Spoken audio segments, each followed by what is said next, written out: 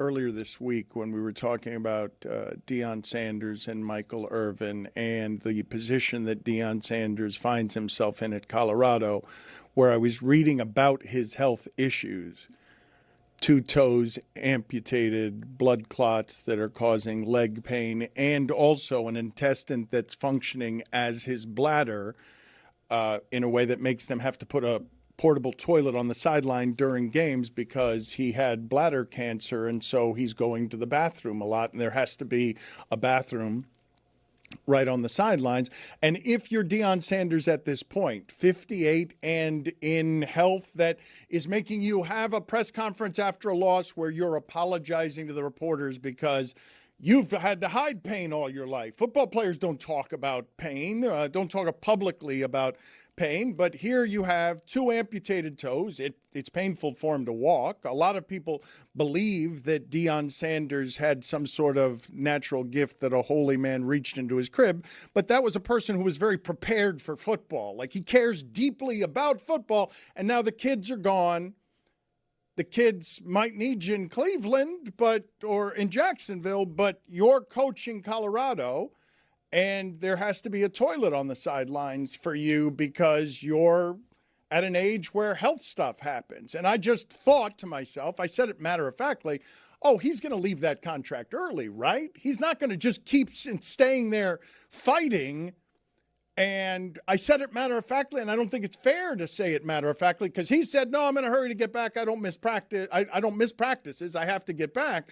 And I just thought that at this point in his life, all of that wouldn't be worth the amount of inconvenience, no matter how much of your identity you get from being football guy. People have questioned Deion's commitment to wherever he is because wherever he's coaching, people always talk about him at the next level. Even last year when he was having success, like Jerry Jones, would he possibly bring him in? I think because of all the reasons you just outlined, people should stop doing that. He has bought a lot with what he's overcome to come back, and it's not easy. He's got Kaden Salter now. He doesn't have Shedeur Sanders. He doesn't have a Heisman Trophy two-way player right now. He is going through the hard stuff.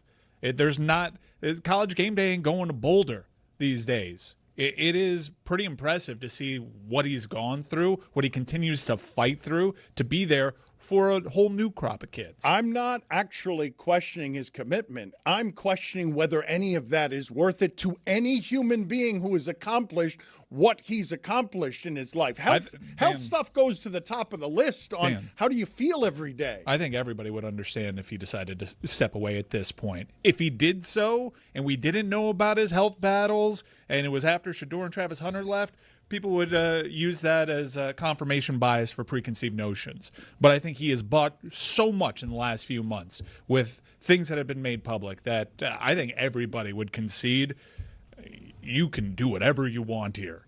Once he's volunteering physical pain during games in the press conference because of blood clots and has already had 2 toes amputated and was a symbol for athletic virility at one point, youth.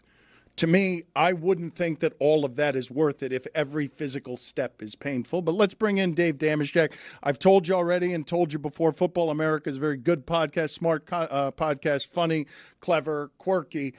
Your thoughts are what here? I didn't mean for it, and I don't mean for any of it to sound like criticism of his commitment. I'm just looking at it from afar and saying all of that seems not worth it, given that's as high as that's all going to climb. Like, I don't believe there's a next job for him that is higher than that job, and so why do it? But what are your thoughts here, David, as we welcome you in? Oh, listen, if I'm on a big heater at the 21 table, I am wise enough to pick up my chips and walk away at some point. Yeah, I hear what you're saying about Deion, one of the most charismatic figures in football over the last quarter century, 40 years. But then that informs Shedeur in Cleveland. And I think that is the paradox of Deion is beloved by even in a way that I don't think very many other football luminaries are. He's beloved by today's players. Like 24-year-old cats love Deion Sanders and know the lore of him in a way that they don't know about Jerry Rice or Jim Kelly or guys like that. And so the weight of that is on Shedeur, and it kind of makes it clear to me, like, yeah, that's why nobody wanted to draft him, because of the baggage of his prestigious old man, right? I mean, that's how I hear what you're saying. I know you're talking about Deion, and I'm turning it into a Shedeur conversation. Yeah, I mean, of course I wouldn't hang on there. I feel like Deion is on some level, and I'm going against what you guys are saying, and I'm being more cynical about it here. I feel like no matter what, Deion was going to disprove everybody saying, like, well, he's going to walk away as soon as Shedeur and Travis are gone. He'll be out the door with them. I think he was going to go back no matter what, just to say, like, see, I'm still here.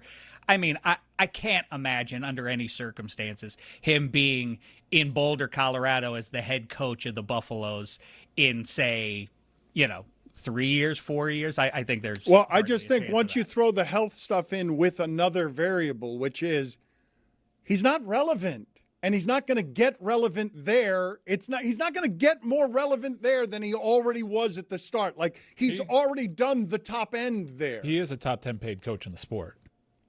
Yeah. I think he's right around 8. I mean, there's a lot of financial reasons to stick around and tough it out.